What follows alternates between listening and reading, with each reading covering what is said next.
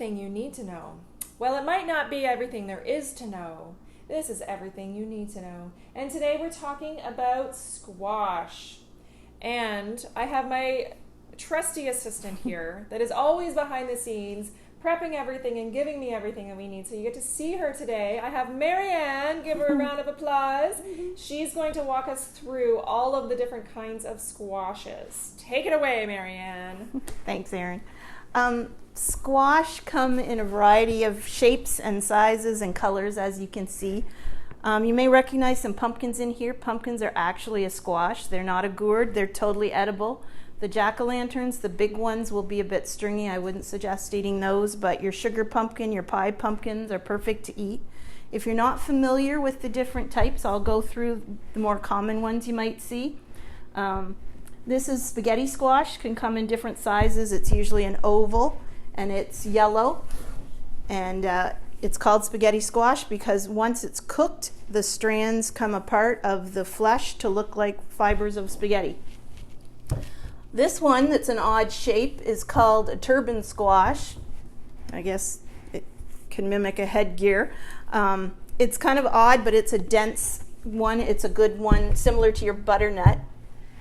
Butternut itself is this brown one. When you pie those, you want to get one that's got a long top section because the seeds are all down at the bottom. So if you get kind of a triangular shaped one, you're getting more seeds than you are flesh. So look for that when you buy them.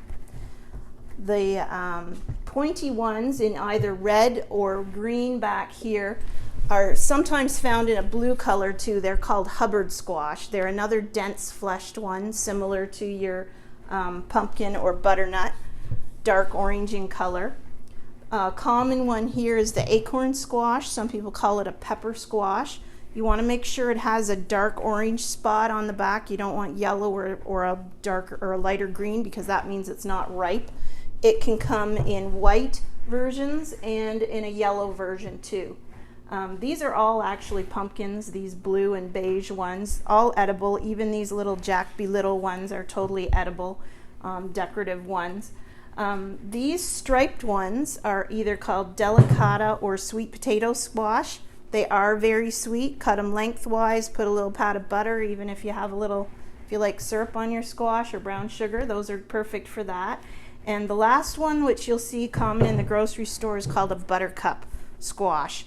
It's kind of C-shaped. If you're going to roast it, I'd suggest cutting it along these kind of pie markings here, and you'll get little wedges. And you can do the same with your acorn squash. Now, your acorn squash will be a bit more grainy and fibrous in texture, so if you're looking to do a soup or something, I'd go with your Hubbard or your butternut or even a pumpkin for that. And all of those can be interchangeable in baking.